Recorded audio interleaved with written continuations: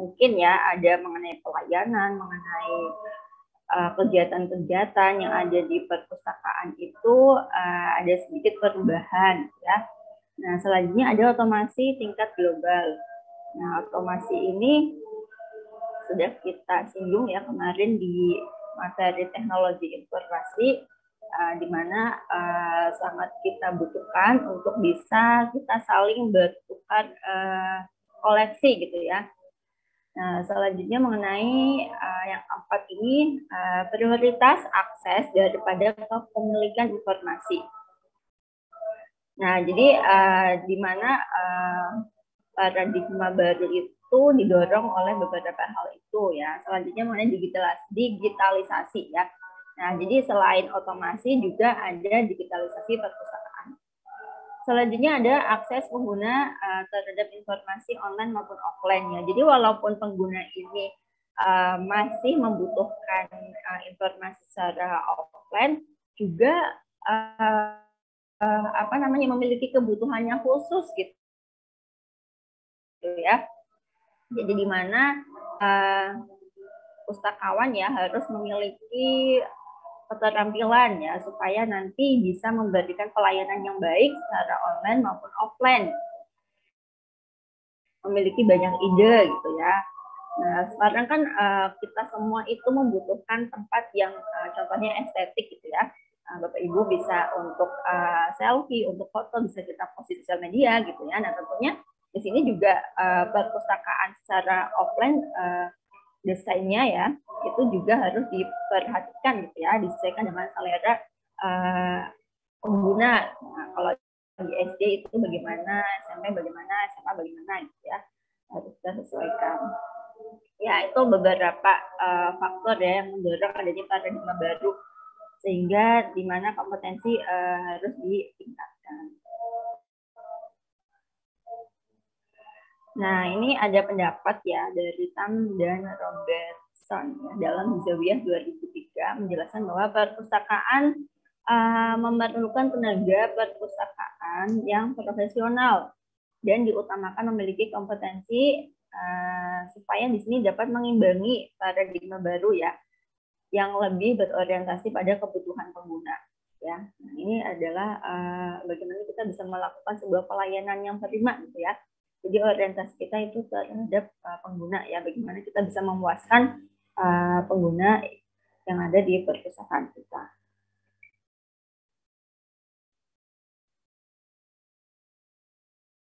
Nah, selanjutnya kita mengenal tentang istilah kompetensi ya. Jadi kompetensi itu apa sih? Ya? Nah, mungkin Bapak Ibu semua sebenarnya sudah tahu gitu ya. Nah, jadi ini menurut Aspay tahun 1998 ya menekankan bahwa kompetensi tidak hanya meliputi penguasaan keterampilan ya.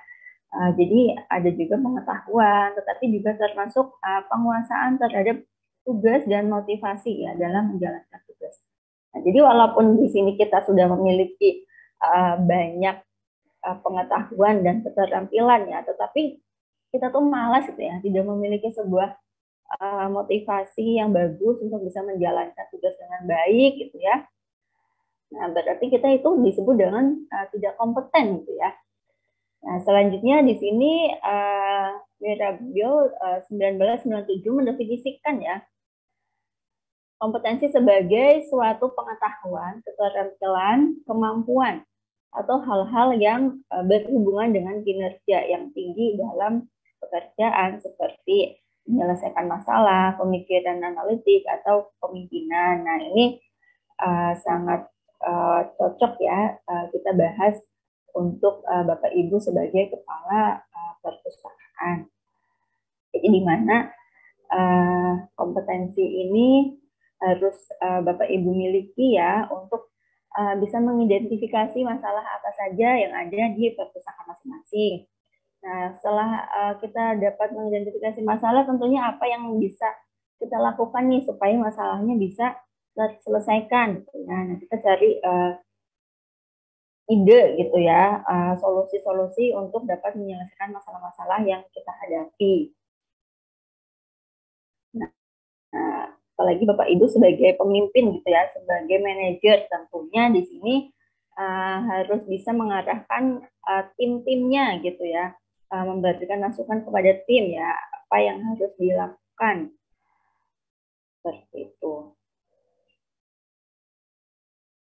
Nah, selanjutnya di sini juga ada Boyetsis tahun 1982 ya, juga menjelaskan bahwa suatu karakteristik yang mendasari kepribadian seorang yang mungkin saja berupa suatu alasan, ciri, keterampilan, aspek dari gambaran diri atau peranan sosial ya seseorang atau satuan pengetahuan yang digunakannya gitu. Nah, jadi kompetensi ini sebagai karakteristik kita gitu ya. Nah, jadi kalau kita ini sebagai pengelola perpustakaan, Bapak Ibu semua sebagai kepala perpustakaan ataupun pustakawan gitu ya.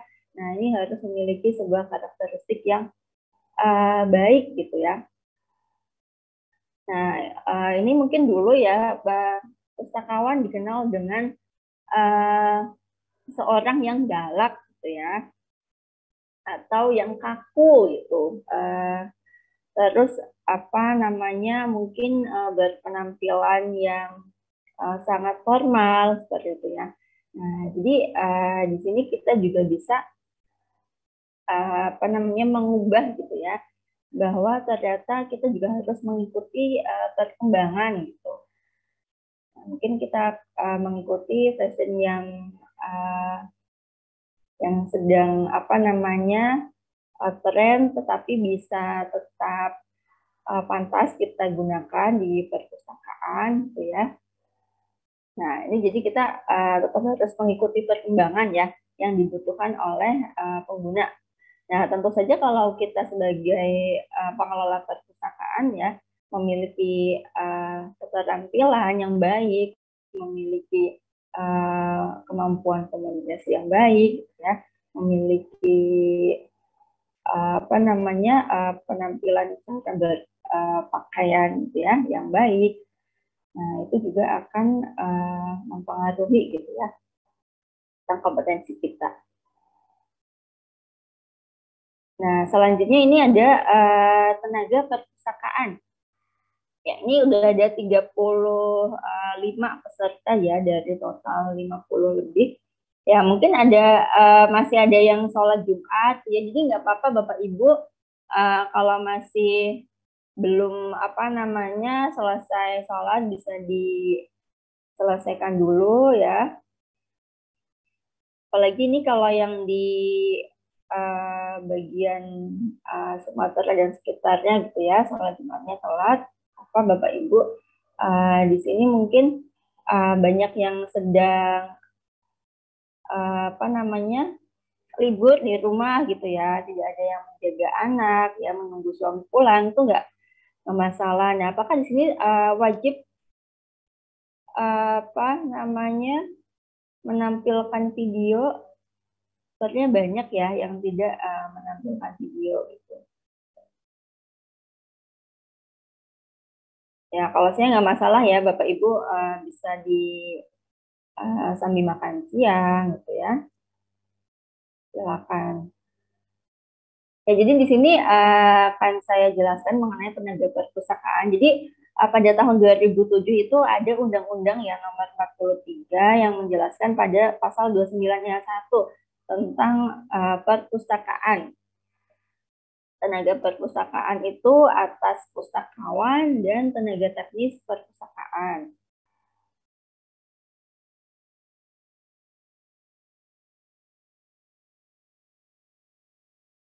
Nah, jadi tenaga perpustakaan ini dibagi menjadi dua tadi berdasarkan undang-undang ya.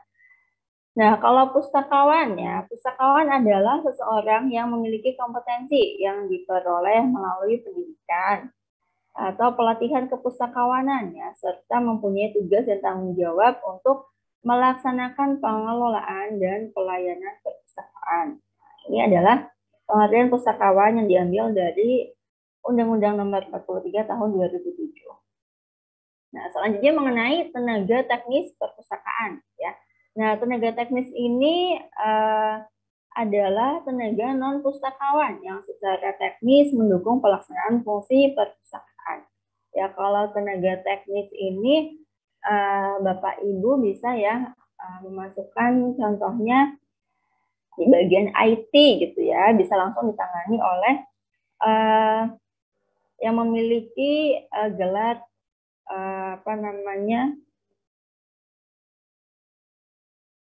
mengenai komputer gitu ya. Atau di sini contohnya di bagian yang lainnya gitu ya, bisa tidak harus dari seorang pustakawan ya. Jadi hal-hal yang bisa dilakukan oleh tenaga teknis gitu ya. Bisa contohnya kalau perpustakaannya besar ya pasti ada nih bendahara di perpustakaan ya, tentunya mereka yang dari sarjana ekonomi gitu ya. Nah, jadi bisa. Nah, kalau untuk perpustakaan sekolah, jadi bagaimana? Karena ini kan kecil gitu ya, tapi ada juga nih perpustakaan sekolah yang sudah sangat maju dan pustakawannya, tenaga perpustakaannya itu juga memadai gitu ya. Nah, jadi Bapak Ibu di sini bisa ya tenaga teknisnya ini nanti dari guru ya. Kalau untuk memenuhi akreditasi ya, kalau nggak salah itu tenaga teknis itu butuh lebih dari 3 ya, supaya bisa mendapatkan nilai yang bagus. Ya, tapi tujuan kita kan bukan nilai ya Bapak Ibu ya, tetapi tujuan kita ini bagaimana kita bisa menjalankan tugas-tugas kita di perpustakaan dengan tentunya dengan tugas pokoknya masing-masing gitu ya. Jangan sampai satu orang itu jadi tenaga teknis dan juga jadi pustakawan. Gitu. Nah, ini akan mengganggu adanya pelayanan yang ada di perpustakaan. Nah, selanjutnya ada apa lagi nih tenaga ahli dalam bidang perpustakaan. Nah, ini ada juga di dalam undang-undangnya gitu ya. Jadi tenaga ahli itu dalam bidang perpustakaan adalah seseorang yang memiliki kapabilitas ya, integritas dan kompetensi dalam bidang perpustakaan. Ya, tentunya tadi ya mereka yang memiliki gelar sarjana perpustakaan ya. Nah, kalau sekarang ini setahu saya ya sudah banyak yang tadinya prodi perpustakaan dan ilmu informasi sudah beralih namanya menjadi prodi perpustakaan dan sains informasi gitu ya. Nah, ini nanti gelarnya adalah SSI ya, sarjana sains gitu. Jadi bukan sarjana ilmu perpustakaan. Kalau saya dulu masih SIP, SIP gitu ya, tanpa titik ya. Kalau titik itu ilmu politik gitu ya. Nah, jadi ini SIP, sarjana ilmu perpustakaan. Nah, selanjutnya di sini ada kepala perpustakaan ya yang sudah ada di undang-undang juga gitu ya, bahwa perpustakaan nasional, perpustakaan umum pemerintah, dan perpustakaan umum provinsi, kabupaten atau kota, dan perpustakaan perguruan tinggi ya dipimpin oleh pustakawan atau tenaga ahli dalam bidang perpustakaan.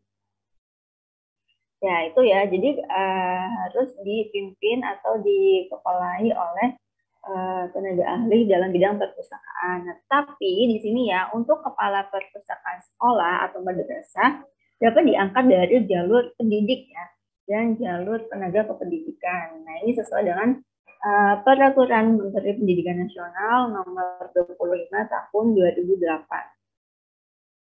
Nah, sehingga di sini Bapak Ibu yang seorang guru ya profesinya bisa menjadi kepala perpustakaan karena di sini bisa mengacu pada Peraturan Menteri Pendidikan Nasional tahun 2008.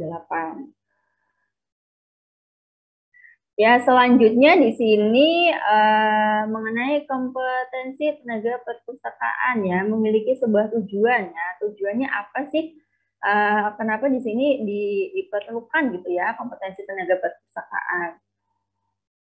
Nah, tujuannya adalah untuk menstimulasi keunggulan layanan. Jadi di sini tentunya kita sebagai pengelola perpustakaan menginginkan gitu ya bahwa layanan-layanan yang kita berikan gitu ya, yang sudah kita lakukan atau yang akan kita lakukan itu sesuai dengan kebutuhan tentunya ya. Nah, yang kedua itu memperbarui ya antusiasme para pustakawan terhadap profesinya gitu. Nah, jadi jangan sampai ya di sini Bapak Ibu yang memiliki tim ya, timnya adalah seorang pustakawan. Nah, di situ beliau tidak memiliki semangat gitu ya menjadi seorang pustakawan, bahkan rasanya minder gitu ya, insecure kalau ditanya profesinya apa pustakawan. Nah, jadi dengan adanya kompetensi tenaga perpustakaan ini, seharusnya ya kita sebagai pustakawan itu harus bangga gitu ya. Nah, bagi Bapak Ibu, mungkin ya di sini ada yang sebagai pustakawan seperti mengikuti diklat ini gitu ya. Nah, sekarang itu adalah hari pustakawan nasional ya, tanggal 7 Juli. Ya, sebagai bentuk syukur kita gitu ya sebagai pustakawan, yaitu harus selalu meningkatkan ya kualitas dan keterampilan kita ya. Nah, selanjutnya yang ketiga adalah untuk menyediakan ya, tujuannya untuk menyediakan dokumen yang membantu pengembangan uraian tugas gitu ya, dan sarana mengevaluasi jabatan profesional. Ya, jadi ini penting ya, sehingga di sini dapat mengevaluasi ya jabatan kita sebagai pustakawan. Ya, yang keempat itu membantu perencanaan program pengembangan pegawai secara berkelanjutan. Ya, jadi di sini sangat membantu bagaimana nanti ya akan ada pengangkatan, contohnya ya pengangkatan pustakawan. Nah, selanjutnya ada yang kelima, menyediakan dokumen yang dapat digunakan dalam pengembangan kebijakan, terutama yang berhubungan dengan organisasi dan susunan pegawai perpustakaan. Nah, jadi di sini kompetensi tenaga perpustakaan itu juga kalau di perguruan tinggi ya, mereka memiliki kompetensinya masing-masing ya. Contohnya di bidang pelayanan ya, di pelayanan, di bidang pengolahan gitu. Nah, tapi kalau untuk di perpustakaan sekolah sebenarnya juga bisa ya, asal memiliki tenaga yang mumpuni. Selanjutnya mengajarkan masyarakat, lembaga pemerintah, dan lembaga donor tentang pentingnya keterampilan dan pengetahuan bagi pustakawan profesional. Ya, jadi di sini diharapkan ya bahwa masyarakat ya pemerintah itu sadar gitu ya bahwa pustakawan itu juga butuh pelatihan-pelatihan gitu ya, butuh pendidikan lebih lanjut gitu ya untuk bisa menjadi pustakawan yang profesional. Nah, itu tadi ya tujuan kenapa pentingnya kompetensi tenaga perpustakaan. Nah, ini kompetensi gitu ya. Jadi ada nih yang namanya asosiasi ya, Special Library Association yang ada di Amerika ya tahun 1996. Di sini menerbitkan dokumen yang ditujukan kepada para pendidik, mahasiswa, praktisi, dan pegawai yang bekerja di perpustakaan khusus tentang rumusan kompetensi ya untuk abad 21. Jadi rumusannya bisa membedakan kompetensi menjadi dua jenis gitu ya, apa saja. Jadi kompetensi profesional dan kompetensi individu. Ya, tapi di sini ada juga yang menambahkan gitu ya, adanya kompetensi khusus gitu ya. Nah, jadi kalau kompetensi profesional itu bagaimana? Jadi terkait dengan pengetahuan pustakawan ya, dalam bidang sumber-sumber informasi, teknologi, manajemen, dan penelitian. serta kemampuan menggunakan pengetahuan tersebut sebagai dasar untuk menyediakan layanan perpustakaan dan informasi. Nah, jadi ini ya kompetensi profesional seorang pustakawan gitu ya, harus mampu ya di sini dalam menghimpun informasi dan juga penggunaan teknologinya gitu ya, manajemennya. Bahkan sekarang sudah ada yang namanya pustakawan peneliti gitu ya. Nah, jadi ini bisa masuk ke dalam kompetensi profesional. Selanjutnya yang kedua itu kompetensi individu ya. Jadi kompetensi individu ini menggambarkan satu kesatuan keterampilannya, perilaku dan nilai yang dimiliki oleh pustakawan. Sehingga di sini dapat bekerja secara efektif, menjadi komunikator yang baik, ya, selalu meningkatkan pengetahuan, dapat memperlihatkan nilai lebihnya, serta dapat bertahan terhadap perubahan dan perkembangan dalam dunia kerjanya. Nah, jadi kita sebagai pustakawan dituntut gitu ya untuk dapat mengikuti perkembangan yang ada di perpustakaan, dan bahkan mungkin bisa dari lembaga lain gitu ya. Kita bisa apa namanya ATM gitu ya, amati itu modifikasi ya, mungkin dijalankan di lembaga lain, tapi bisa nih cocok ya kita kembangkan di perpustakaan ya, boleh ya kita lakukan tadi ATM. Nah, jadi walaupun tadi dijelaskan ya bahwa ada dua kompetensi, tapi ini ada tambahan ya bahwa ternyata ada juga yang namanya kompetensi inti kepustakawanan ya. Nah, jadi di sini pustakawan bekerja pada perpustakaan sekolah, universitas, umum, khusus, pemerintah, dan dalam konteks lainnya gitu ya, memiliki pengetahuan khusus lain gitu. Ya, jadi kalau pustakawan yang bekerja di perpustakaan khusus, contohnya perpustakaan di kantor DPRD gitu ya, tentunya harus memiliki kemampuan gitu ya untuk dapat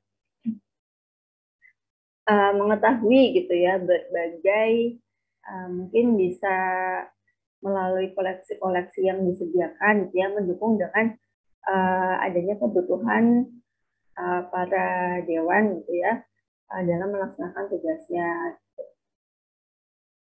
Nah, contohnya kalau perpustakaan di museum gitu ya, nah tentunya harus memiliki kompetensi inti gitu ya mengenai museum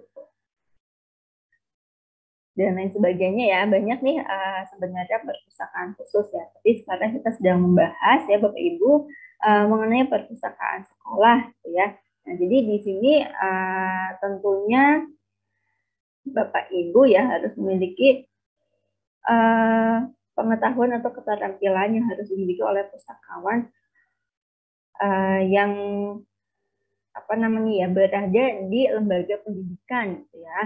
Nah, lembaga pendidikan ini lebih spesifik lagi, ada sekolah dasar, ada SMP, SMA gitu ya. Nah, jadi ini harus memiliki nih kompetensinya masing-masing ya. Contohnya yang kemarin kita pelajari kalau di SD itu cocok nih adanya storytelling. Nah, berarti kita harus memiliki kemampuan storytelling gitu. Ya, itu contoh ya. Nah, jadi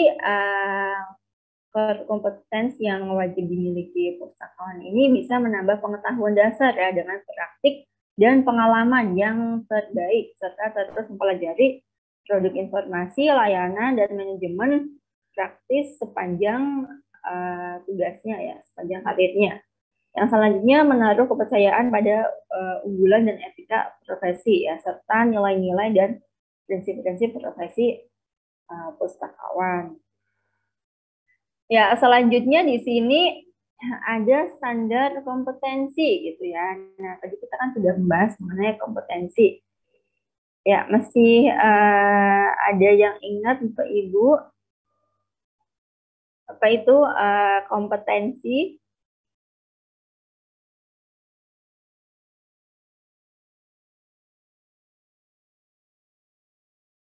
Ya, kompetensi. Ada yang ingin menjawab, silakan Bapak Ibu. Sebelum kita masuk kepada standar kompetensi ya. Nah, jadi Bapak Ibu tadi yang sudah saya bahas di slide awal gitu ya. Nah, jadi ya silakan. Kompetensi itu suatu penguasaan materi tertentu pada diri seorang. Ya, dengan Pak Zainal ya, penguasaan ya terhadap bidang kita tertentu ya, apalagi kalau kita di perpustakaan tentunya kita memiliki kompetensi menjadi seorang pustakawan gitu ya. Ya, jadi di sini standar ya tentang tenaga perpustakaan ya. Ini ada kualifikasi akademiknya gitu ya. Paling rendah itu S1 atau diploma 4 dalam bidang perpustakaan gitu ya. Atau paling rendah ini S1 atau D4 ya, diploma 4 luar bidang perpustakaan, tetapi di sini menjadi pustakawan ya setelah mengikuti pelatihan bidang perpustakaan. Ya, selanjutnya ada pendidikan dan pelatihan dalam bidang perpustakaan yang diselenggarakan oleh Perpustakaan Nasional. Nah, jadi itu ya kualifikasi yang bisa untuk dijadikan pengelola perpustakaan. Kalau kompetensinya ya, kompetensi pustakawan ini ada kompetensi profesional, ada personal gitu ya. Nah, kalau kompetensi profesional apa saja ya, mengenai pengetahuan, ada keahlian dan sikap kerja. Nah, kalau personal mengenai kepribadian dan interaksi sosial. Ya, jadi kepribadian kita ya sebagai pustakawan juga itu dipertimbangkan gitu ya. Ya, makanya itu kenapa kadang kita perlu adanya tes mengenai psikotes gitu ya. Nah, itu bisa dibaca tuh kepribadian kita tuh bagaimana gitu ya. Nah, apakah kita ini cocok jadi pustakawan atau tidak gitu ya. Nah, itu biasanya ketika kita mendaftar sebagai pustakawan dites dulu gitu ya. Nah, kalau kita memiliki jiwa-jiwa ingin membantu gitu ya, nah ini cocok ya kita sebagai pustakawan karena kita ingin membantu siapa saja yang membutuhkan informasi. Nah, ini ada interaksi sosial, tentunya kita bisa berkomunikasi gitu ya dengan pemustaka atau pengguna perpustakaan.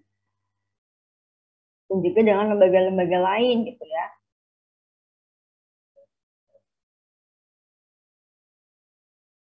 Ya, selanjutnya,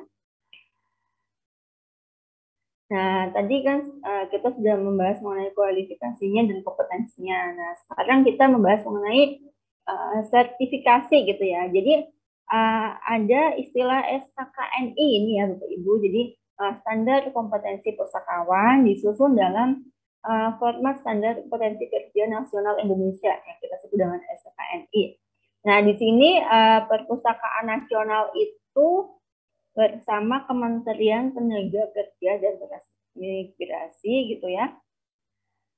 Di sini membuat adanya SKKNI untuk seorang pustakawan gitu ya, yang diterbitkan ya melalui keputusan Menteri Tenaga Kerja dan Transmigrasi Republik Indonesia pada tahun 2012. Nah, berarti sudah diakui gitu ya kita sebagai pustakawan karena sudah ada standar kompetensinya. Nah, jadi penetapan standar kompetensi kerja nasional di Indonesia ini meliputi ada sektor jasa kemasyarakatan, hiburan, perorangan, ada juga bidang perpustakaan yang menjadi standar kompetensi kerja nasional Indonesia. Ya, ini menjadi sebuah dasar gitu ya bahwa adanya sertifikasi pustakawan ya. Jadi tidak hanya guru, dosen gitu ya, Bapak Ibu yang memiliki sertifikasi gitu ya. Nah, jadi di sini pustakawan juga bisa. Ya, selanjutnya di sini ada standar kompetensi tenaga teknis perpustakaan, gitu ya. Nah, tadi kita kan sudah membahas mengenai pustakawan. Nah, jadi tenaga teknis perpustakaan ini merupakan tenaga non-pustakawan ya Bapak Ibu, jadi bukan dari lulusan perpustakaan. Ya, jadi tenaga teknis ini dapat mendukung pelaksanaan tugas fungsi perpustakaan yang meliputi, ini contohnya ya, ada tenaga teknis komputer, gitu ya, tenaga teknis audiovisual, tenaga teknis ketata-usahaan, tenaga teknis asisten perpustakaan, dan tenaga teknis lainnya. Nah, kalau lab dari asisten ini adalah salah satu tenaga teknis perpustakaan dan merupakan tenaga non-pustakawan ya yang akan menggantikan peran pustakawan tingkat terampil yang akan dihilangkan sebagai konsekuensi diterapkannya kualifikasi pustakawan minimal berpendidikan S1. Tuh. Ya, jadi mungkin dulu masih ada D1 gitu ya. Nah, jadi kalau sekarang kita sebut pustakawan itu harus minimal S1 dengan kualifikasi pendidikannya perpustakaan. Nah, maka bisa ya di sini dibantu oleh tenaga teknis. Ya, selanjutnya di sini ada kualifikasinya gitu ya. Nah, tenaga teknis perpustakaan memiliki kualifikasi akademik serendah-rendahnya pendidikan D2 sesuai dengan bidang yang menjadi tugas pokoknya ya. Jadi kalau tugas pokoknya itu di bagian IT ya, berarti harus D2 ilmu informatika gitu ya contohnya ya. Nah, selanjutnya ada kompetensi dan sertifikasi. Nah, ini ada tenaga teknis perpustakaan harus memiliki kompetensi profesional dan kompetensi personal. Selanjutnya, kompetensi profesional mencakup aspek pengetahuan, keahlian, dan sikap kerja.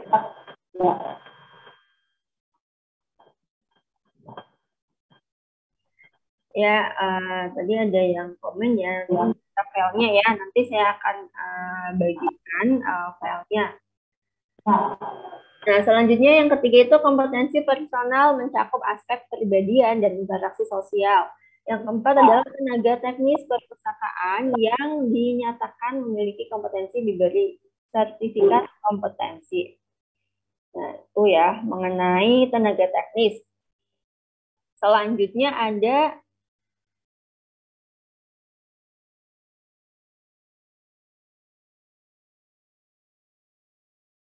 standar kompetensi tenaga ahli dalam bidang perpustakaan.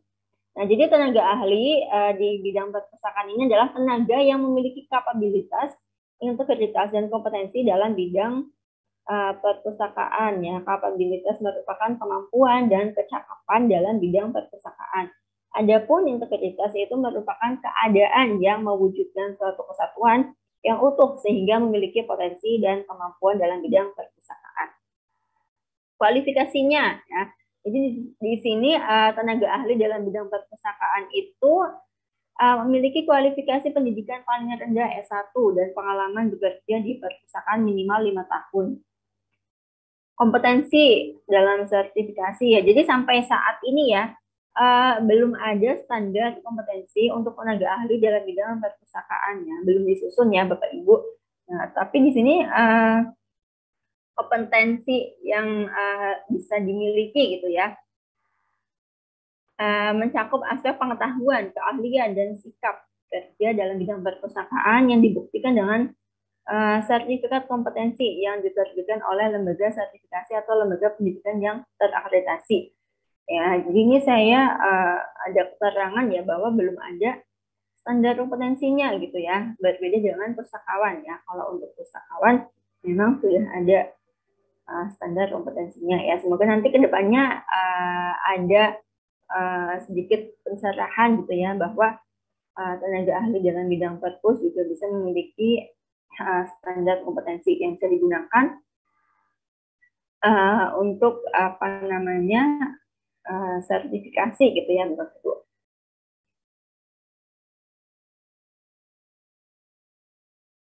Ya, selanjutnya ini ada standar kompeten kepala perpustakaan gitu ya. Nah, ini kepala perpustakaan di sini kan banyak ya Bapak Ibu. Di sini ada yang dari SD ya Bapak Ibu, ada yang SMP, ada yang SMA, tentunya memiliki standarnya masing-masing ya. Ya, jadi kalau untuk standar kompetensi kepala perpustakaan nasional gitu ya. Nah, ini kalau untuk kepala perpusnas memiliki kualifikasi akademik paling rendah magister ya, S2. Memiliki pengalaman bekerja di perpustakaan sekurang-kurangnya 10 tahun. Yang ketiga, menguasai bahasa Inggris baik lisan maupun tertulis. Yang keempat, menguasai teknologi informasi. Ya, jadi itu adalah standar kompetensi kepala perpustakaan. Selanjutnya di sini ada standar kompetensi kepala perpustakaan perguruan tinggi. Nah, jadi ini Bapak Ibu juga perlu tahu gitu ya. Jadi di sini memiliki kualifikasi akademik paling rendah magister ya, sama ya. Memiliki pengalaman bekerja di perpustakaan sekurang-kurangnya 5 tahun. Menguasai bahasa Inggris baik lisan maupun tertulis, menguasai teknologi informasi. Ya, selanjutnya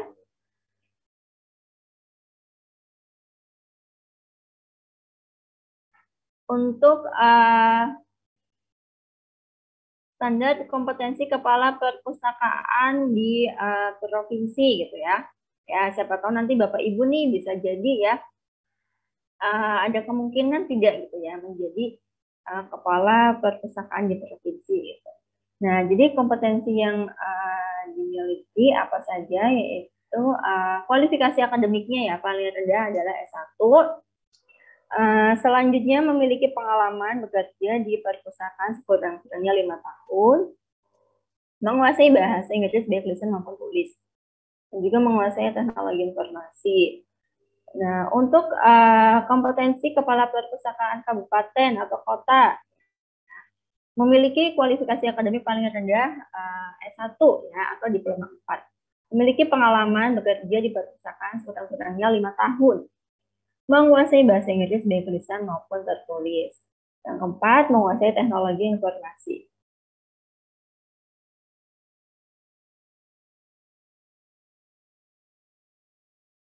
Ya, selanjutnya di sini standar kompetensi kepala perpustakaan sekolah ya. Nah, kalau untuk kompetensi kepala perpustakaan sekolah di sini ada ya peraturan Menteri Pendidikan Nasional nomor 25 tahun 2008 ya yang sudah saya sebutkan tadi ya di slide sebelumnya ya kayaknya bahwa setiap sekolah ya untuk semua jenjang yang mempunyai jumlah tenaga perpustakaan sekolah atau madrasah lebih dari 1 orang mempunyai lebih dari 6 rombongan belajar ya serta memiliki koleksi minimal 1.000 judul ya di sini dapat mengangkat kepala perpustakaan sekolah atau madrasah ya. Jadi butuh ya adanya kepala perpustakaan. Nah, kualifikasinya minimal diploma 4 ya atau S1, memiliki sertifikat kompetensi pengelolaan perpustakaan sekolah atau madrasah, lembaga yang ditetapkan oleh pemerintah. Masa kerja minimal 3 tahun. Nah, kalau kepala perpustakaan sekolah atau madrasah ini melalui jalur tenaga pendidikan bagaimana ya? Jadi kualifikasinya D2 ilmu perpustakaan dan informasi bagi pustakawan dengan masa kerja 4 tahun ya. Bisa nih ya ternyata untuk alumni ilmu perpustakaan minimal D2 bisa menjadi kepala perpustakaan dengan syarat minimal 4 tahun bekerja di perpustakaan. Yang kedua, berkualifikasi diploma ya. D2 non ilmu perpustakaan ya, ternyata bisa ya Bapak Ibu di sini dengan memiliki sertifikat ya kompetensi pengelolaan perpustakaan sekolah, madrasah dan lembaga yang diterapkan ditetapkan oleh pemerintah dengan masa kerja minimal 4 tahun. Nah, ini kompetensi mengenai kepala perpustakaan sekolah akan saya share ya Bapak Ibu, saya adanya di Word ya. Coba saya bagikan dulu.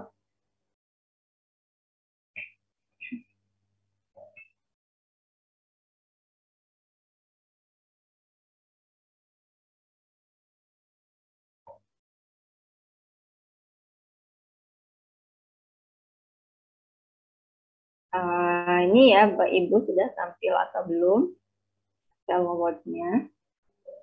Sudah, Bu. Sudah, Bu. Ya, jadi di sini ada kompetensi kepala perpustakaan sekolah atau madrasah, ya Bapak Ibu. Nah, dimensi kompetensinya adalah manajerial gitu. Nah, jadi di sini memimpin tenaga perpustakaan sekolah atau madrasah. Jadi sub kompetensinya itu mengarahkan tenaga perpustakaan untuk bekerja secara efektif dan efisien, menggerakkan tenaga perpustakaan untuk bekerja secara efektif dan efisien, membina tenaga perpustakaan untuk pengembangan pribadi dan karir. Yang keempat, untuk menjadi teladan ya dalam melaksanakan tugas. Nah, tentunya Bapak Ibu harus memiliki motivasi yang tinggi, ya, memiliki semangat karena ini menjadi teladan, gitu ya. Nah, selanjutnya merencanakan program perpustakaan atau sekolah ya dalam program pengembangan. Dalam sumber daya perpustakaan, gitu ya, merencanakan anggaran, gitu ya, itu juga harus dimiliki oleh kepala perpustakaan. Selanjutnya melaksanakan program perpustakaan sekolah, melaksanakan pengembangan, ya, bisa pengembangan SDM, gitu ya. Selanjutnya bisa memanfaatkan anggaran sesuai dengan program. Mengupayakan bantuan finansial dari berbagai sumber ya. Berarti ini harus manajemen keuangannya juga harus dimiliki ya Bapak Ibu. Selanjutnya memantau pelaksanaan program di perpustakaan sekolah atau madrasah. Jadi bisa memantau pelaksanaan program yang dikembangkan ya. Memantau pengembangan sumber daya perpustakaannya ya, juga bisa memantau nih apakah ada peningkatan ya setelah staf saya atau tim saya beri kesempatan gitu ya untuk mengikuti workshop atau seminar gitu ya atau pelatihan lain gitu ya. Nah, jadi harus bisa Bapak Ibu mengevaluasi gitu ya. Nah, kalau masih belum ya ini salahnya di mana gitu ya. Apakah memang dari si timnya ini tidak memiliki motivasi yang tinggi gitu ya, sehingga ketika mengikuti workshop juga tidak begitu serius gitu ya, bisa jadi. Atau mungkin memang dari gaji sebagai pustakawan ya, mungkin sedikit ya, sehingga di sini saya jadi malas bekerja gitu. Nah, ini bisa jadi gitu ya Bapak Ibu, menjadi salah satu faktornya.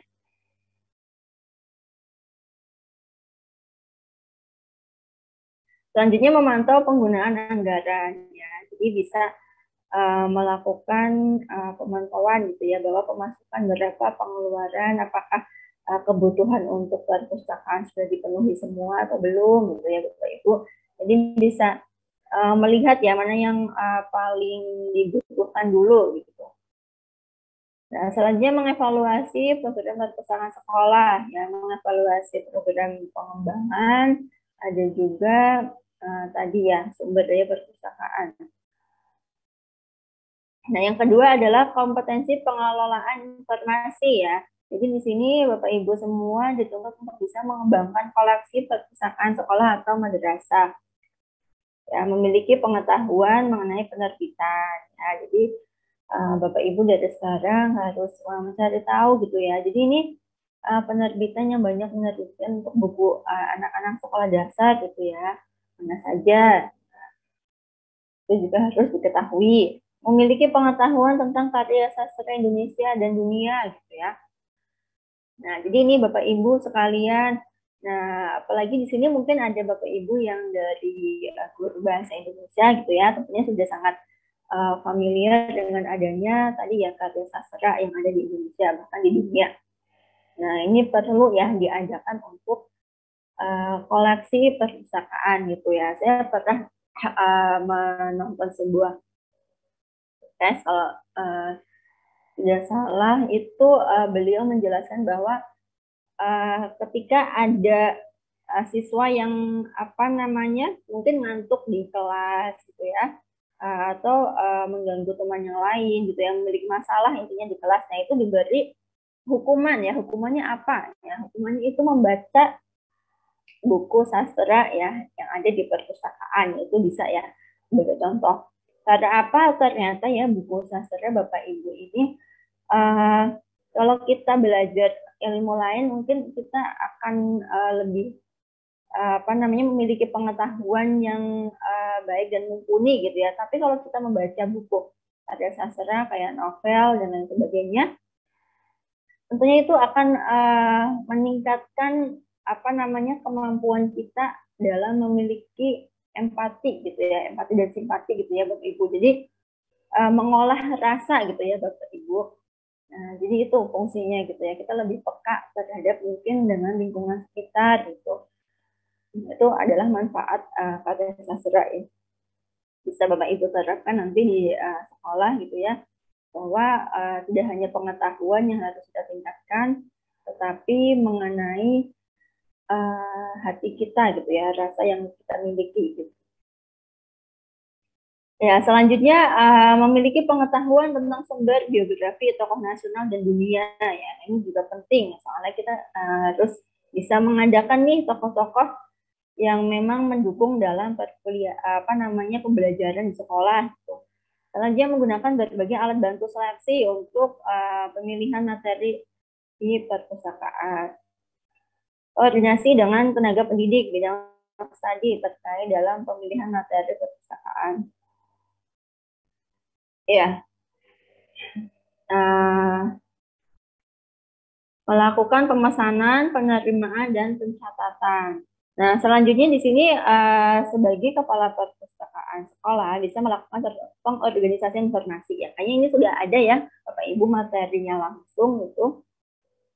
Nah, jadi bisa nih contohnya membuat katalog gitu ya, menentukan subjek, klasifikasi gitu ya, menggunakan daftar register subjek, menjajarkan kartu katalog ya. Jadi ini kalau mungkin kartu katalog sekarang sudah nggak relevan ya, bisa digantikan dengan yang online ya Bapak Ibu. Memanfaatkan teknologi untuk organisasi informasi dan penelusuran. Ya ini ada 5 halaman gitu ya. Ya kita percepat aja ya Bapak Ibu ya. Memberikan jasa dan sumber informasi. Nanti bisa Pak Ibu baca ya, nanti akan saya bagi filenya. Bisa menerapkan teknologi informasi dan komunikasi. Nah, jadi harus paling terdepan nih untuk bisa mengetahui ya teknologi apa saja, aplikasi apa saja yang bisa dimanfaatkan di perpustakaan.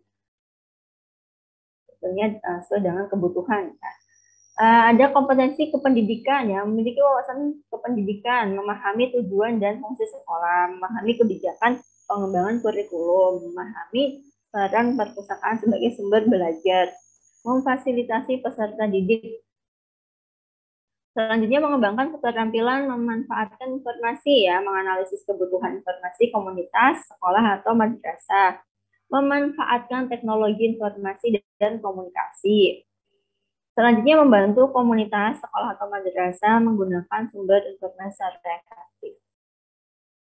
Nah, selain itu juga Bapak Ibu harus memiliki kemampuan ya melakukan promosi perpustakaan ya. Tentunya sekarang bisa melalui sosial media ya Bapak Ibu lebih hemat mungkin ya daripada kita mungkin cetak banner dan ini itu gitu ya. Nah, ini bisa menggunakan fasilitas di sosial media. Ibu bisa menggunakan Instagram, TikTok, dan lain sebagainya gitu ya. Nah, tentunya di sini harus memiliki apa namanya kemampuan gitu ya dalam bidang sosial media. Ya, bisa menjelaskan nih apa saja nih koleksi-koleksi yang baru yang ada di perpustakaan ya, bisa diinformasikan di sosial media. Selanjutnya membimbing komunitas sekolah atau madrasah untuk memanfaatkan koleksi. Yang ketiga itu mengorganisasi pajangan dan pameran ya materi perpustakaan ya. Tentunya di sini Bapak Ibu display buku baru atau display yang lainnya ya kayak foto-foto mungkin yang ada hubungannya dengan sejarah perpustakaan atau sejarah berdirinya sekolah gitu ya, bisa dilakukan dengan baik gitu ya, bagaimana cara untuk mendisplaynya gitu. Selanjutnya membuat dan menyebarkan media promosi jasa perpustakaan. Nah, jadi dijelaskan nih Bapak Ibu di media promosinya perpustakaan kita memiliki jasa apa saja gitu ya. Pelayanannya apa saja. Nah, selanjutnya memberikan bimbingan literasi informasi ya. Kayaknya tadi sudah kemarin ya Bapak Ibu ya, mungkin sudah ada materi mengenai literasi informasi. Yang keempat itu kompetensi kepribadian ya, memiliki integritas yang tinggi, disiplin, bersih, dan rapi, jujur dan adil, sopan, santun, sabar, dan ramah, ya, supaya kita bisa menjadi teladan bagi tim-tim kita dan juga siswa-siswi yang ada di sekolah. Memiliki etos kerja yang tinggi ya, mengikuti prosedur ya, karena prosedur atau SOP yang sudah kita buat, tentunya kita harus taat ya kepada apa yang sudah kita buat. Mengupayakan hasil, bertindak secara tepat, fokus pada tugas, meningkatkan kinerja, melakukan evaluasi. Ya, itu yang harus dilakukan oleh kepala perpustakaan. Selanjutnya kompetensi sosial ya. Apa nih kompetensi sosial? Membangun hubungan sosial ya, membangun komunikasi. Ya, jadi bisa berinteraksi dengan komunitas yang ada di sekolah atau madrasah. Selanjutnya bisa bekerjasama dengan komunitas sekolah atau madrasah. Kalau untuk membangun komunikasi bagaimana? Bisa memberikan jasa untuk komunitas, mengintensifkan komunitas internal dan eksternal. Ya, jadi komunitas-komunitas ini mungkin bisa dari kelompok-kelompok ekskul gitu ya, Bapak Ibu ya. Bisa kita libatkan mereka di kegiatan di perpustakaan.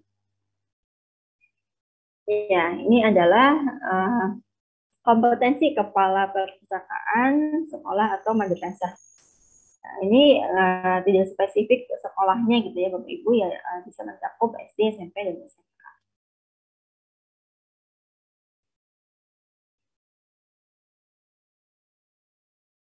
Ya, selanjutnya saya kembali lagi ke PowerPoint ya.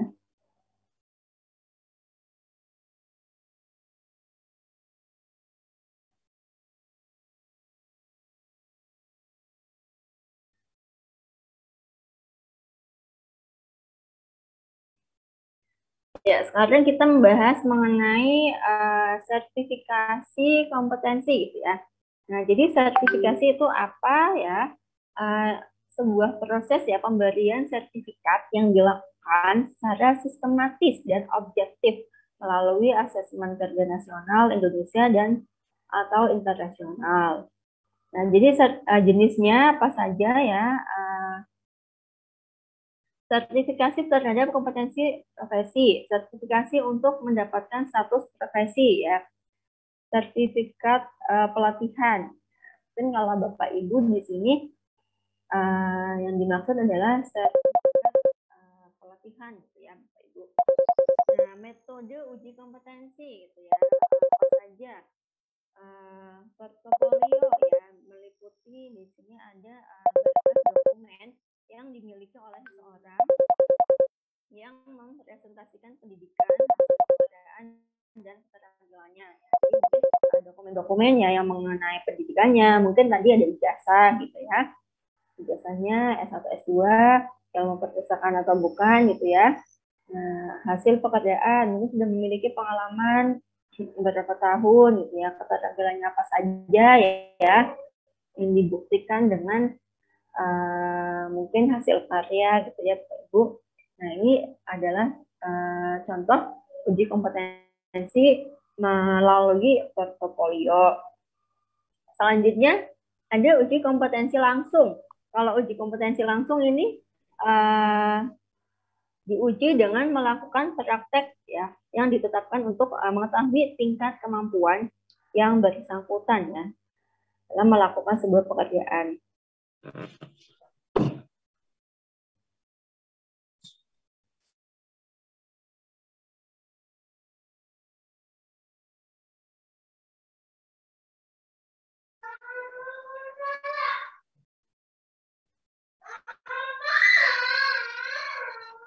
Ya, selanjutnya, nah ini ada beberapa unit kompetensi gitu ya, ada dikelompokkan menjadi 3 ya Bapak Ibu, ada kompetensi umum, kompetensi inti, dan kompetensi khusus. Ya, jadi kalau kompetensi umum ini adalah kompetensi dasar yang harus dimiliki oleh setiap pustakawan ya. Di sini diperlukan untuk melakukan tugas-tugas perpustakaan meliputi ya menyusun rencana kerja di perpustakaan. Selanjutnya bisa membuat laporan kerja perpustakaan, mengoperasikan komputer tingkat dasar gitu ya. Kompetensi umum ini melekat dalam kompetensi inti dan khusus. Ya, jadi itu adalah kompetensi umum ya Bapak Ibu. Selanjutnya kompetensi inti. Kalau kompetensi inti di sini keahlian yang harus dimiliki oleh setiap pustakawan yaitu menjalankan tugas-tugas perpustakaannya. Jadi mencakup unit-unit kompetensi yang dibutuhkan untuk mengerjakan tugas-tugas inti dan wajib dikuasai oleh pustakawan. Contohnya apa nih? Melakukan seleksi bahan perpustakaan, ya. Melakukan pengadaan bahan perpustakaan, melakukan pengatalogan deskriptif, melakukan pengatalogan subjek, melakukan perawatan koleksi perpustakaan, ya, melakukan layanan sirkulasi, melakukan layanan referensi, melakukan penelusuran informasi yang sederhana, melakukan promosi perpustakaan, melakukan program literasi informasi, memanfaatkan jaringan internet untuk layanan perpustakaan, dan merancang tata ruang dan perabot di perpustakaan. Nah, jadi harus tahu desain juga gitu ya Bapak Ibu sebagai pustakawan. Nah, selanjutnya di sini kompetensi khusus meliputi apa saja ya, melakukan kajian mengenai perpustakaan, membuat karya tulis ilmiah, membuat literatur sekunder, melakukan penelusuran informasi yang kompleks, melakukan pelestarian koleksi perpustakaan. Nah, itu adalah tadi ya kompetensi yang harus dimiliki oleh pustakawan ya, meliputi kompetensi umum, kompetensi inti, dan kompetensi khusus.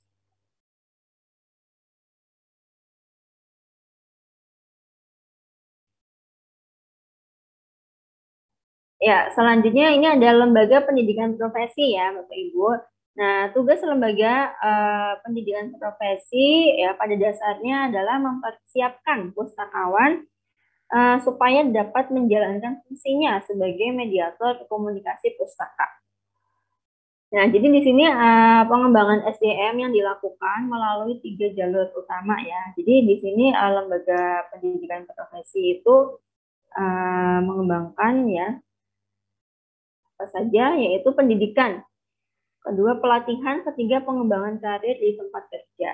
Jadi pengembangan pustakawan ini melalui 3 jalur dirasakan berjalan tanpa arah yang jelas gitu ya. Nah, jadi bagaimana supaya ini bisa berjalan dengan baik gitu ya.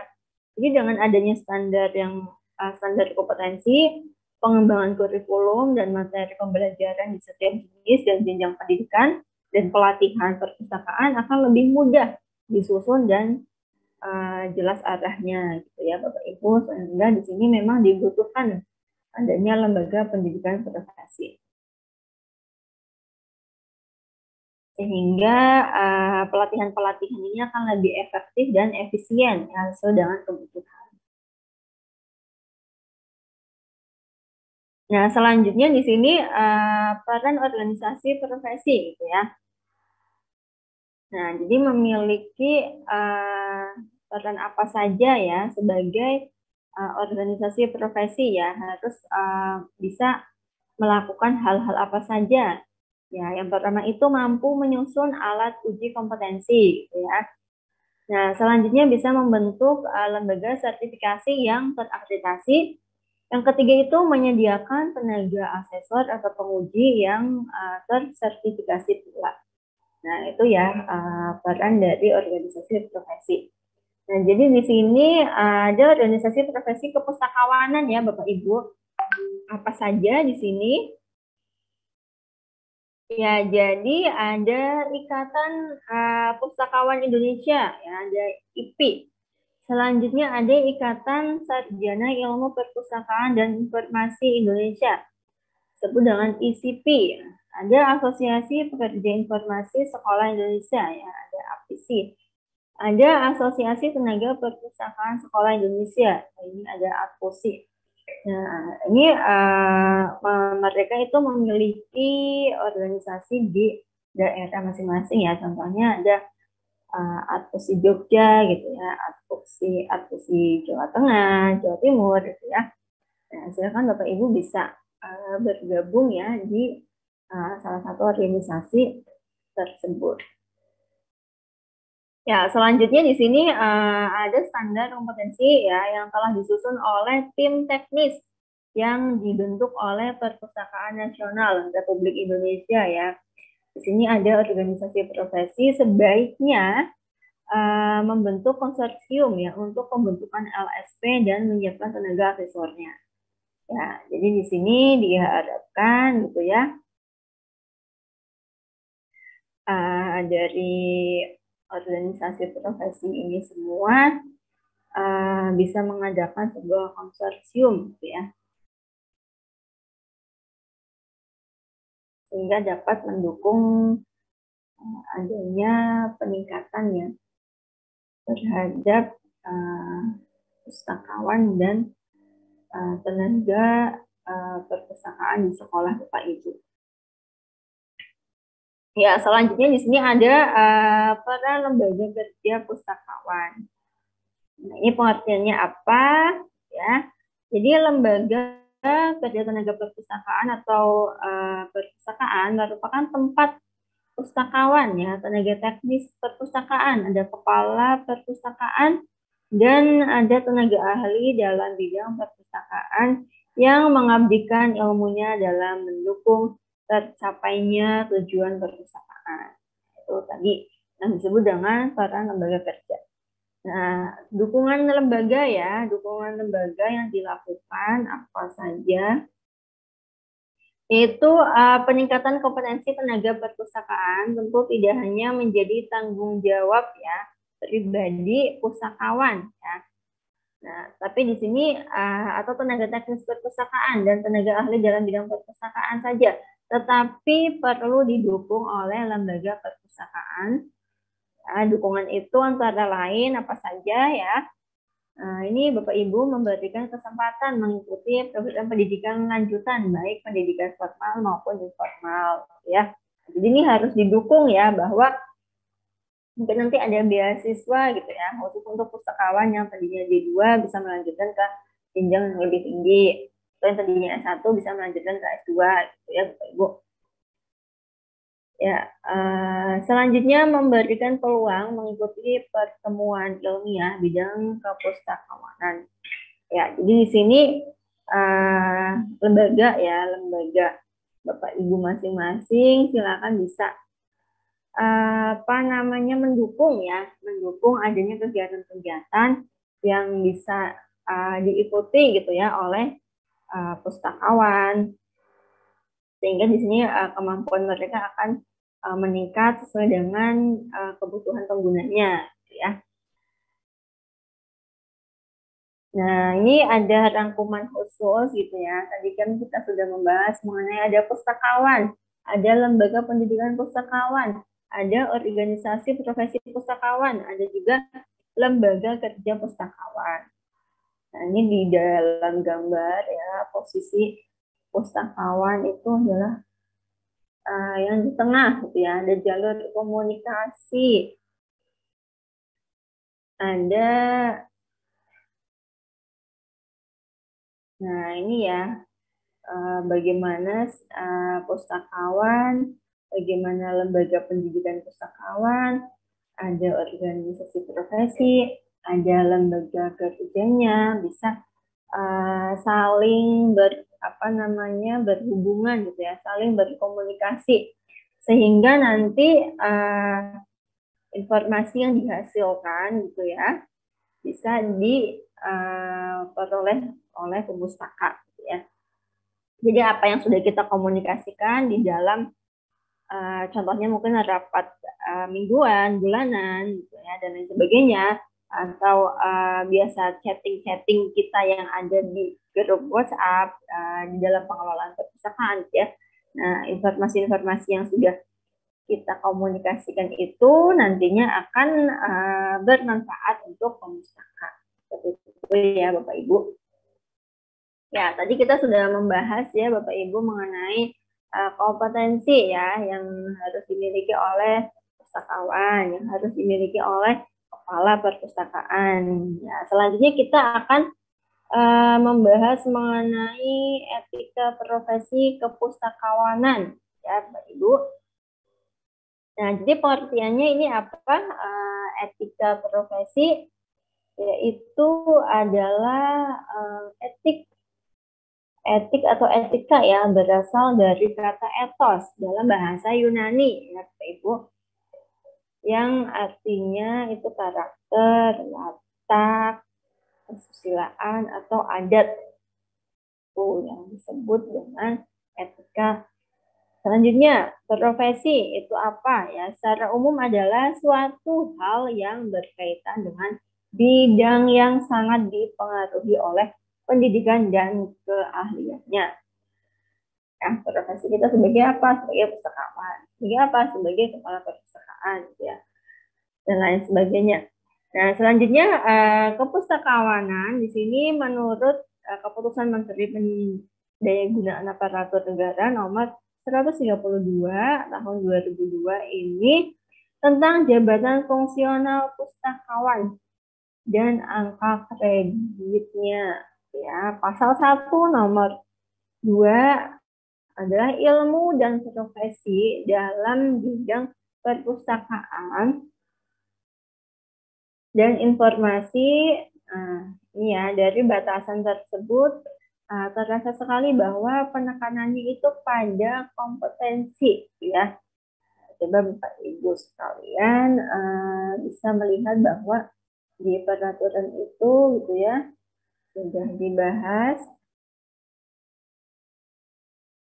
mengenai kompetensi ya, terutama di sini profesi di bidang perpustakaan, dokumentasi dan informasi.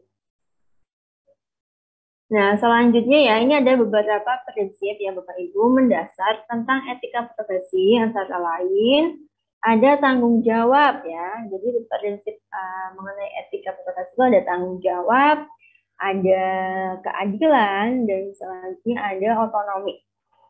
Nah, kalau tanggung jawab ini, nah, terdapat dua tanggung jawab yang diemban, yakni terhadap pelaksanaan pekerjaan tersebut dan terhadap hasilnya. Nah, jadi terhadap pelaksanaannya iya, terhadap hasilnya juga iya ya Bapak Ibu. Dampaknya apa dari profesi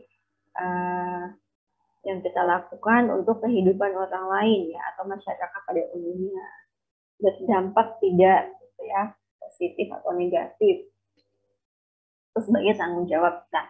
Selanjutnya yang kedua adalah keadilan gitu ya. Keadilan adalah prinsip menuntut kita untuk memberikan pada siapa saja apa yang menjadi haknya gitu ya. Nah, jadi kita harus berlaku adil gitu ya. Ketika ada yang contohnya ya, ini guru dan siswa gitu ya, sama-sama meminjam buku, sama-sama terlambat ya. Kenapa yang didenda itu hanya si muridnya gitu ya. Nah, berarti ini tidak memiliki sebuah prinsip keadilan gitu ya Bapak Ibu. Nah, jadi mungkin di SOP mengenai peminjaman buku gitu ya, bagaimana ketika guru ini terlambat mengembalikan buku gitu ya. Apakah malah harus lebih mahal dari siswa dendanya gitu ya.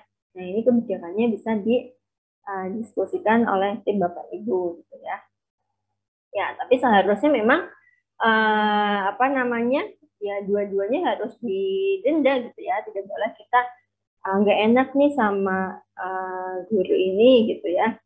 Biasanya kalau dimintain denda itu langsung apa namanya ya marah atau bagaimana gitu ya. Nah, kita harus tunjukkan ini ya, ini Bapak atau Ibu SOP yang harus kita ikuti ya. Kalau kita terlambat ya harus membayar denda. Kalau kita menghilangkan buku ya kita harus menggantinya. Ya, itu Bapak Ibu. Selanjutnya mengenai otonomi gitu ya. Jadi di sini sebuah prinsip yang menuntut agar setiap profesional ya kaum profesional itu memiliki dan diberi kebebasan dalam menjalani profesinya. Contohnya ya seorang profesional harus mempunyai otonomi dalam melaksanakan tugas. Jangan sampai di sini apa namanya tidak dapat diawasi, dikontrol atau diarahkan oleh klien. Ya. Jangan sampai kita itu dapat di apa namanya ya diarahkan oleh si pemustaka gitu ya. Bu, tolong dong minta tolong itu apa namanya saya pinjam buku di perpustakaan hilang. Tolong ya Bu diklik sudah dikembalikan gitu ya. Tapi saya jangan didenda, saya nggak punya uang gitu ya. Contohnya gitu si murid ini. Ya dengan ketegasan ya, jangan sampai ya kita itu mau disetir gitu ya atau disuruh atau diarahkan oleh si pemustaka gitu ya. Apalagi ini bisa merugikan perpustakaan sendiri. Nah, selanjutnya ada kode etik profesi ya. Pengertiannya apa? Yaitu tanda-tanda ya atau simbol-simbol yang berupa kata-kata, tulisan atau benda yang disepakati untuk maksud-maksud tertentu. Misalnya untuk menjamin suatu berita, keputusan atau suatu kesepakatan suatu organisasi gitu ya. Selanjutnya, profesi adalah suatu masyarakat moral ya yang memiliki cita-cita dan nilai-nilai bersama. Jadi kode etik profesi dapat menjadi penyeimbang dari segi negatif dari suatu profesi sehingga kode etik ibarat kompas yang menunjukkan arah moral bagi suatu profesi dan sekaligus juga menjamin mutu ya moral profesi itu di mata masyarakat. Selanjutnya tujuan kode etik ya. Kode etik itu memiliki beberapa tujuan, diantaranya itu menjunjung tinggi martabat profesi, menjaga dan memelihara kesejahteraan para anggota. Yang ketiga meningkatkan pengabdian para anggota profesi. Yang keempat yaitu meningkatkan mutu profesi. Yang kelima itu meningkatkan mutu organisasi profesi. Yang keenam meningkatkan layanan di atas keuntungan pribadi. Ya, ketujuh itu mempunyai organisasi profesional yang kuat dan terjamin erat. Yang kedelapan itu menentukan standar bakunya sendiri. Nah, itu tadi ya Bapak Ibu tujuan dari kode etik.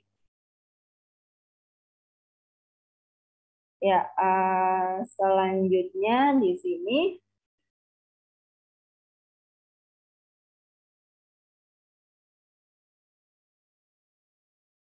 ada kode etik profesi ya.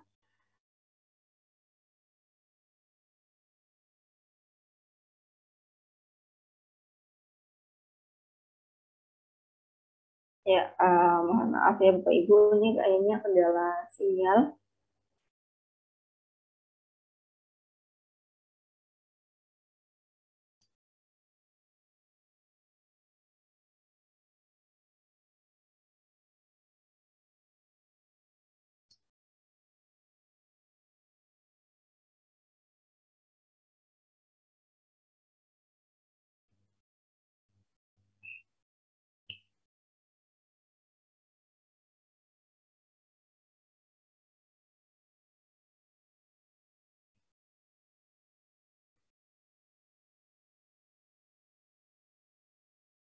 Ya, selanjutnya ini kode etik tadi ya Bapak Ibu. Tadi sudah ada pengertian tujuannya. Nah, sekarang kita akan bahas mengenai fungsi kode etik profesi gitu ya. Fungsinya apa saja? Yaitu memberikan pedoman bagi setiap anggota profesi tentang prinsip profesionalitas yang digariskan. Yang kedua itu sebagai sarana kontrol sosial ya bagi masyarakat atas profesi yang bersangkutan.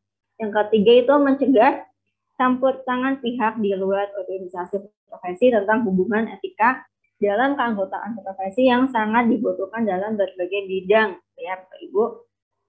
Selanjutnya yang setelah fungsi apa lagi? Nah, ada nih sebuah pelanggaran kode etik gitu ya Bapak Ibu. Nah, jadi pelanggaran kode etik akan dikenai sanksi ya sesuai dengan tingkat pelanggarannya. Umumnya sanksi pelanggaran kode etik berupa sanksi moral, ada sanksi yang dikeluarkan dari organisasi. Kasus-kasus pelanggaran kode etik akan ditindaklanjuti dan dinilai oleh suatu dewan kehormatan atau komisi yang dibentuk khusus untuk kasus itu gitu ya Pak Ibu, untuk kasus pelanggaran kode etik.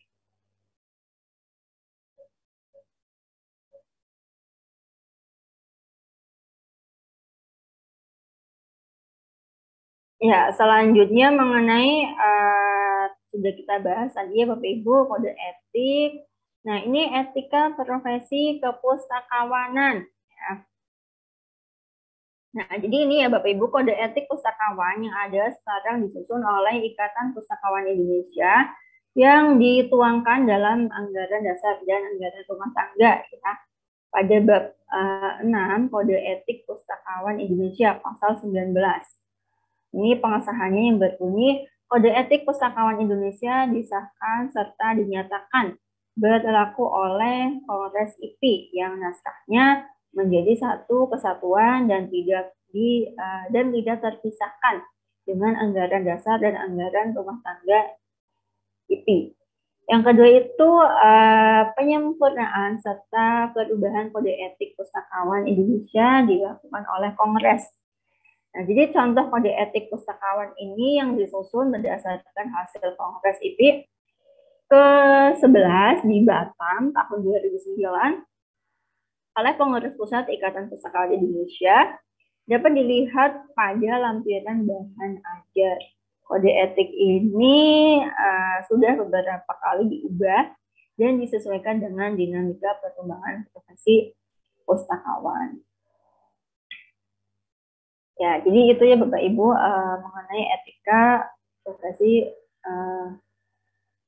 pustakawanan. Ya, jadi kesimpulannya di sini ada prinsip dasar etika profesi tadi yang sudah dijelaskan di slide sebelumnya membahas mengenai tanggung jawab, keadilan, dan otonomi, ya Pak Ibu. Jadi ketiganya ini harus dimiliki oleh seorang profesional sehingga diharapkan akan bertanggung jawab terhadap pelaksanaan pekerjaan dan terhadap hasil terhadap dampak ya dari profesi tersebut ya. Jadi di sini seorang pustakawan harus dapat tanggung jawab dengan apa yang sedang dilakukan sekarang gitu ya dan dampaknya gitu ya. Jadi kalau sekarang kita itu tanggung jawab terhadap pekerjaan kita sebagai pustakawan atau sebagai kepala perpustakaan, contohnya ya menyusun anggaran yang baik gitu ya, sehingga nanti dampaknya juga bisa dirasakan manfaatnya oleh pengguna perpustakaan gitu ya, entah itu anggarannya digunakan untuk sarana prasarana atau untuk jasa di perpustakaan dan lain sebagainya gitu ya Bapak Ibu. Jadi apa yang kita lakukan dan dampaknya apa harus berpedoman pada tanggung jawab, keadilan, dan otonomi.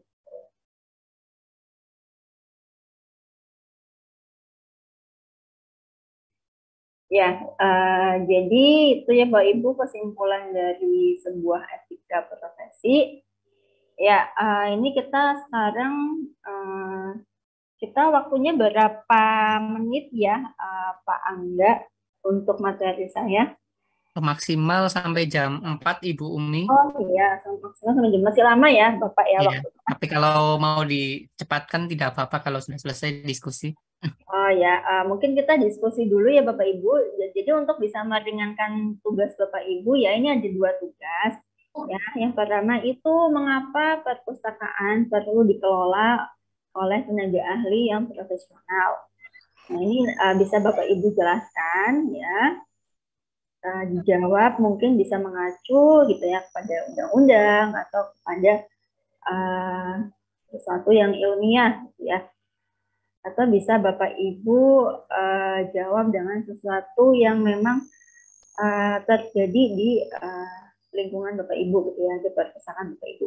Yang kedua ini kendala apa ya yang terjadi di perpustakaan Bapak Ibu ya, bisa jelaskan, sebutkan di situ kendala-kendalanya dan sekaligus Bapak Ibu berikan solusinya langsung gitu ya untuk bisa menuntaskan kendala tersebut. Ya, di sini apakah kita akan gantian ya Bapak Ibu ya satu-satu bisa mengemukakan nih mengapa perpustakaan perlu dikelola oleh tenaga ahli yang profesional ya. Di sini ada 46 ya peserta. Dengan saya sesuai update yang ada aja ya di partisipannya. Gimana dengan Pak Aryo Eko ya? Gimana Pak ini Pak? Mengenai apa namanya pertanyaan nomor 1 gitu Pak, supaya nanti sudah ada gambaran ketika Bapak mengerjakan tugasnya gitu ya, sudah ada sedikit bahan yang akan Bapak tulis gitu.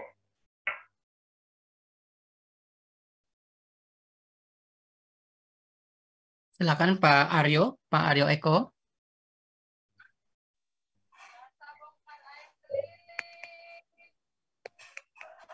Mau mengambil alihnya di tahun ajaran baru ini, karena selama ini dia mengelola perpustakaan itu rekan kami yang memang basicnya bukan di perpustakaan.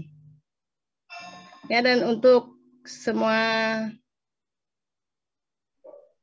alat-alatnya di perpustakaan kami masih menggunakan secara manual, Bu. Artinya masih menggunakan buku-buku, belum dengan komputer. Karena keterbatasan dana, jadi komputer belum ada di perpustakaan kami. Nah, karena itu maka kepala sekolah menunjuk saya untuk menggantikan beliau nantinya dan diikutsertakan dalam kegiatan Diklat Lab ini. Jadi untuk tugas-tugas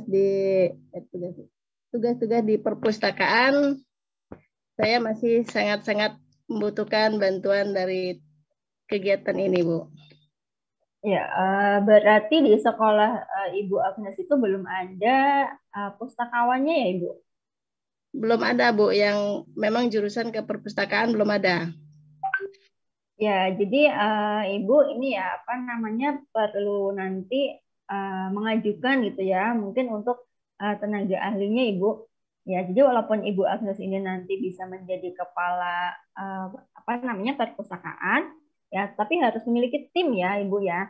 Nah, tadi kan sudah ada itu apa namanya pustakawan, ada tenaga apa mengenai yang non pustakawan tuh. Nah, jadi yang pustakawan ini juga dibutuhkan sekali ya, Ibu ya.